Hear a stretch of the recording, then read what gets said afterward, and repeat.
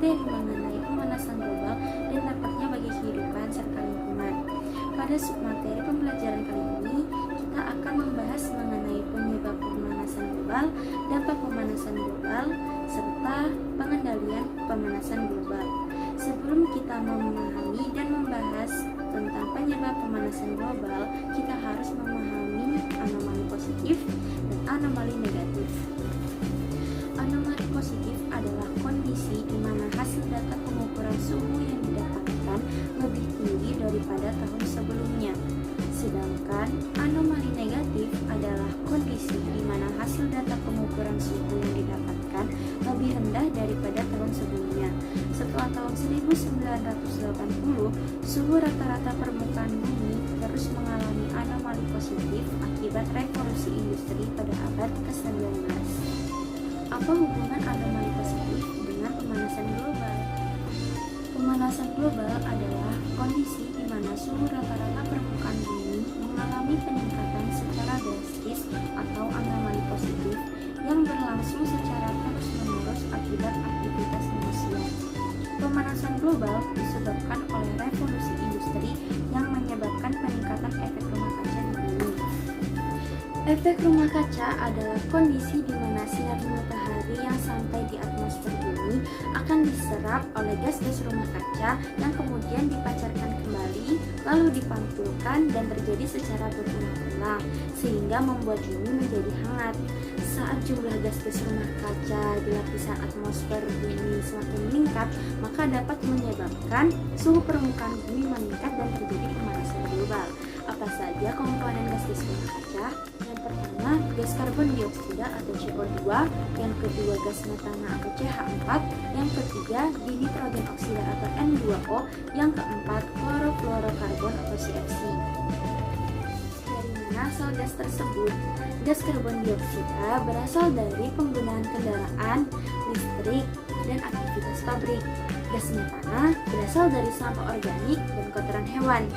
Gas dinitrogen oksida berasal dari pembakaran hutan dan bahan bakar fosil, serta gas klorofluorokarbon berasal dari pendingin ruangan dan kulkas. Terjadinya efek rumah kaca di bumi dapat menyebabkan lapisan ozon semakin menipis. Lapisan ozon merupakan molekul yang terdiri atas 3 atom oksigen dan merupakan salah satu gas penyusun lapisan atmosfer bumi. Lapisan ozon di stratosfer bumi akan menyerap energi radiasi ultraviolet yang sangat tinggi dan mengubahnya menjadi energi panas bumi sebelum mencapai permukaan bumi. Penipisan lapisan ozon disebabkan oleh gas CFC yang sampai di lapisan ozon karena unsur klorinnya berikatan dengan salah satu atom oksigen pada ozon, sehingga oksigen pada ozon akan tercerai-berai. Jadi, penipisan lapisan ozon dapat menyebabkan suhu permukaan bumi meningkat sehingga menimbulkan penyakit kanker kulit pada manusia. Pemanasan global atau yang sering kita sebut sebagai global warming memiliki berbagai dampak, di antaranya perubahan cuaca dan iklim, kenaikan permukaan air laut, penurunan produktivitas pertanian, perubahan ekosistem, serta dampaknya pada kesehatan manusia. Perubahan cuaca dan iklim disebabkan oleh perubahan siklus air di bumi. Perubahan siklus air di bumi diakibatkan oleh pemanasan global yang meningkatkan temperatur permukaan bumi dan disebabkan oleh perubahan kecepatan angin yang diakibatkan juga oleh pemanasan global. Dampak yang diakibatkan oleh perubahan cuaca dan iklim antara lain sebagai berikut.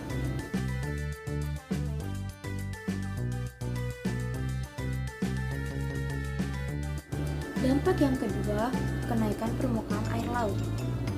Kenaikan permukaan air laut diakibatkan oleh pemanasan global yang menyebabkan es di kutub utara mencair karena perubahan cuaca dan iklim serta penipisan lapisan ozon. Dampak yang diakibatkan oleh kenaikan permukaan air laut antara lain: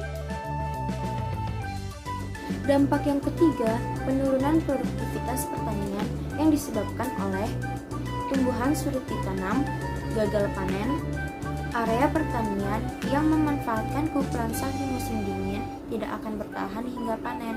Berkembang biaknya serangga penyebab hama, penyakit tanaman yang lebih mudah mewabah, kualitas produk hasil pertanian akan berkurang, serta krisis bahan pangan.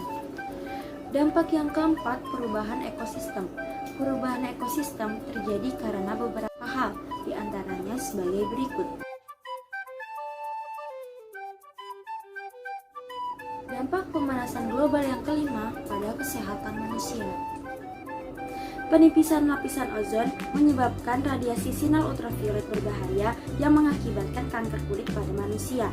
Dampak lainnya ialah submateri terakhir yang akan kita bahas mengenai pengendalian pemanasan global. Sudah banyak cara yang telah dilakukan dan dikembangkan oleh berbagai negara upaya untuk pengendalian pemanasan global. Di antaranya, melakukan efisiensi energi, menggunakan sumber energi alternatif, Perjanjian Internasional 1, Perjanjian Internasional 2, serta Perjanjian Internasional 3. Kita akan membahas satu persatu mengenai upaya pengendalian pemanasan global. Melakukan efisiensi energi. Efisiensi energi adalah usaha yang dilakukan dengan tujuan untuk mengurangi jumlah energi yang dibutuhkan saat menggunakan sebuah peralatan atau sistem yang berhubungan dengan energi. Hal yang dapat kita lakukan terkait mengefisiensi energi antara lain sebagai berikut. Menggunakan sumber energi alternatif. Sumber-sumber energi alternatif dapat berasal dari air, angin, sinar matahari, gelombang laut, nuklir, panas bumi, biomasa, biogas, serta biodiesel. Perjanjian Internasional 1 (PCC). Perjanjian internasional diperlukan untuk mengatur upaya pengendalian pemanasan global antar negara. Perjanjian Internasional 2 Protokol Kyoto. Protokol Kyoto ditandatangani di Kyoto, Jepang pada tahun 1997 saat konvensi United Nations Framework Convention on Climate Change atau UNFCCC. Isi Protokol Kyoto antara lain sebagai berikut. Perjanjian Internasional 3 APPCDC.